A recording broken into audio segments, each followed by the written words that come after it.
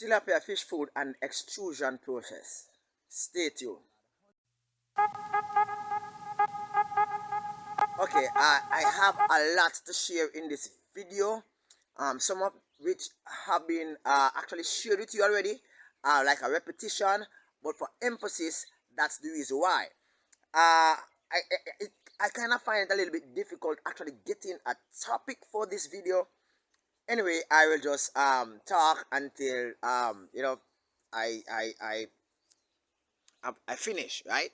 Okay, so I started off in January looking at tilapia fish farming, and it has been roughly 12 weeks or a little bit more, and I am still speaking about tilapia fish farming. Okay, so why tilapia fish farming? Why now? And why not aquarium fish? Since I have, if you look at my channel, you realize that I have over 1,400 video shares, and 96% or more actually focuses on uh, aquarium fish, care, and all those things, right? Okay, so here's the thing. The Jamaican, and Jamaica society in which I'm from, um, not really so much like, you know, in the aquarium as how they will be interested in tilapia. I did this series so as to actually hold the attention of my Jamaican viewers and actually point them gradually to aquarium fish, keeping care. So that's one of the reasons why I did the video. Can you actually keep tilapia cichlid as pets? Okay, so let's get into a little bit more in the video. So I shared with you in earlier video that tilapia fish are fed high protein feed, and their feed when they are like between 0 to 4 days old, their feed is actually laced with testosterone hormone so as to reverse their sex. A lot of persons actually lashed out and say that this is the reason why they don't eat tilapia fish. Thus, I did a video as to why some people consume tilapia, all that. So you can see the sequence of events going down, right? I also spoke with a professional within the within the industry. I spoke to a professional within the industry regarding fish keeping, Mr. Donnie Bunting, from Longville Park, just got fish farm, right? And he shared a whole wealth of information on that, right? And he spoke about muddy taste, and he spoke about the whole idea of the birds consuming the fish. He spoke about the whole idea of marketing. He spoke about the whole idea of you know importing versus export. The whole idea of why not ornamental fish. So you can see the sequence of events. It actually inspired the videos going along. All right, so this share is actually shadowing a sharing which I did a few weeks ago, where I look at the importation of tilapia feed, uh, so as to ensure that your tilapia fish actually grows to the size in which you want it to grow, and that the water is not polluted, and that the extrusion process is well done, so the fish feed actually float. Okay, so you might be saying, oh, extrusion, what is extrusion? Okay, extrusion is a process by which it's like condensing the particles that is within the fish feed. On the other hand, it actually reduces the density of the feed, so therefore it allows the feed to actually float on the surface of the water, at least for a time, for a good while, before it actually sinks. Alright, so why did this video? Tilapia fish are surface swimmers, mid-level surface swimmers. So anything that passes the mid-level and falls at the substrate of the pond, aquarium, whatever you have the fish in, bucket, whatever, the tilapia is not gonna actually consume it. Strange enough, tilapia in the wild, they would actually dig holes in the substrate where they are at, and actually sit there for a while, especially the female, and release its young, and actually stay with the young for a few days, probably weeks, and then they will release them, and the young will actually forge their way out of the way of danger, right? I do not have a substrate in my pond system because my pond system is primarily designed so as to grow out fish stock. So therefore, the substrates are in my smaller setup. All right, continue. I'm trying to actually, as I said before, it's a whole lot of information I wanted to share. All right, so persons are saying that the feed that are actually fed to the tilapia cichlids are laced with hormone. You are right and you are wrong at the same time.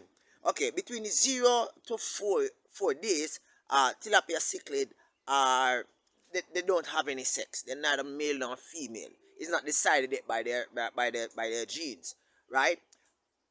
Within this time period, what fish farmers actually does is to actually lace the feed with testosterone, and this testosterone is also used in the medication. The same testosterone used in the medication of treatment of some human illnesses.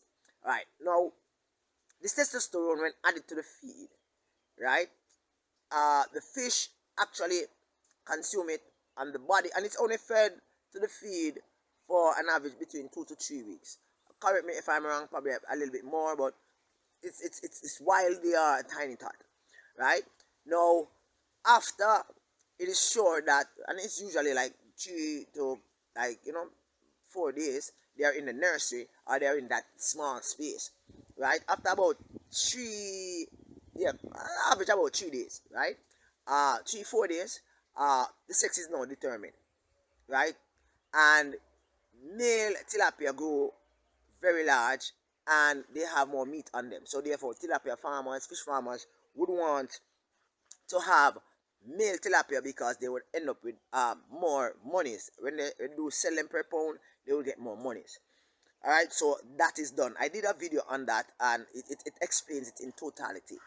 Okay, the hormone that was fed to the fish for the first 2 3 weeks of its life, that will slowly dissipate out of the water and out of the system of the fish, and the fish will start to live a natural, normal life without any added hormone that would actually inspire growth. So you might ask, so why is it that tilapia fish actually go so huge in a short period of time?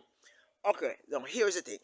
Now, an average red Nile tilapia will take an average between 9 to 10 months to actually mature, in which you can actually use it as food fish.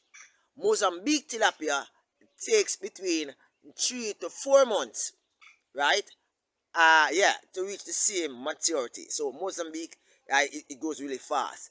But in Jamaica, as I shared before, they're not too liking the black fish. They say that it looks ugly.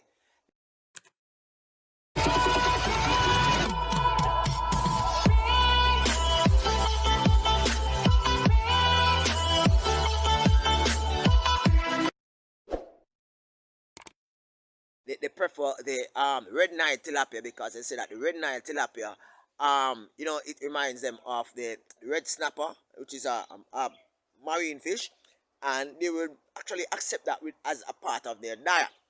Okay, so when the tilapia reaches 9 10 months, it really look husky, but fish farmers don't have the luxury of waiting that long to actually reap, or should I say harvest, their stock. So what fish farmer does, well, fish farmers actually does, right, is that they ensure that the feed that they are feeding the fish is actually rich, very rich in ensuring that the fish actually grows. How is that possible? It's rich in protein, right? So a whole lot of protein is packed within the feed, and with the extrusion process, which allows the feed to float on the top, the fish actually consume the feed. And as I shared in an earlier video, fish, food fish should be fed more than aquarium fish, right? Should be fed more because you're trying to ensure that the food fish reach a certain size by a certain time. Now, whenever you actually use fish food that, well, food, fish, food, right? Yeah, food, fish, food. It kind of sound weird, right? Whenever you use food, fish, food to feed food, fish, yeah, it sounds straight, right? Um, what you find is that you have two types. You have one that has been partially extruded, some that has been, semi-extruded, and some that have been fully extruded, meaning that, it's light. So when it's light, it floats on the top, and the fish actually consume more. The more of these feed the fish actually consume, is the more weight the fish put on, because remember, the majority of the fish body mass, right, are muscles, right? About 80%, 75, 80% of the fish is like muscles, right? The rest of it is like the head and the inside, probably even more, right? And forgive me if I am wrong with the statistics, right? So you want to ensure that the protein is there, right? So the fish consume the protein. Now, in the wild, what I realize with my jaguar cichlid is that when I normally feed my jaguar cichlid, like catch lizards and small toads and insects and throw in water, right? I realized that the jaguar cichlid in which I had, well, yeah, I still have it, right? It actually grows faster than when I actually feed it fish food. Same too with the tilapia cichlid. Whenever I feed the tilapia cichlid fish food, what I found out is that the tilapia cichlid don't have any health problems. However, what I find is that the fish actually grows a little not slower, right? Now, if I feed the fish that I have, the food fish that I have, with established tilapia fish food, the one that is heavy and sinks a lot, right? When I feed them that, my fish is ready for harvesting within probably about 8 months. When I mix the chicken feed and that feed together, I find that within like 7 months, 7.5 months, and sometimes 6.5 months, the fish is practically ready to be harvested. Whenever I feed the tilapia, the same tilapia feed from the company that sell the feed that actually floats on the top, I realized that between 5.5 to 6.5 months, um, the fish is actually huge, and I mean like 1.5 times huger than the normal fish, right? So this just points to the fact that the feed being extruded, having a high volume of protein, underneath the same condition as the other fish in which I have. I realize that the growth difference, the variation, it is actually distinct, right? I told you that I have a lot to share with regard to today's share, right? Um, so you won't be seeing much pictures of fish swimming. It's practically me giving you a frank discussion. All right. So since I have actually, since I've actually started the tilapia series, looking extensively, intimately at keeping, breeding, trading, and consuming in tilapia, I found that my subscriber base have actually increased, and persons have been hitting me up regarding questions as to how to start. Right? Okay, that's a very interesting question. How do you start?